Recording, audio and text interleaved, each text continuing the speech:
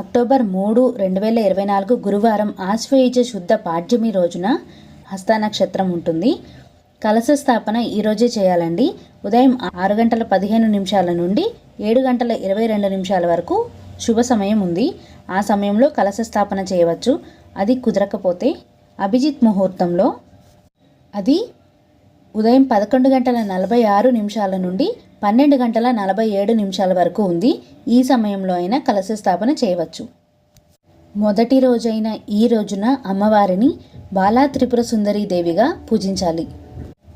అమ్మవారు బాలా త్రిపుర సుందరీ దేవిగా దర్శనమిస్తున్నారు. ఈ రోజున అమ్మవారికి లేత గులాబీ రంగు చీర సమర్పించి ఎర్రని మందారాలు, గులాబీ పువ్వులు, తుమ్మి పువ్వులతో పూజ చేయాలి. బాలా స్తోత్రాలు, బాలా త్రిపుర సుందరీ దేవి అష్టోత్తరము చదువుతూ కుంకుమార్చన చేసుకోవాలి.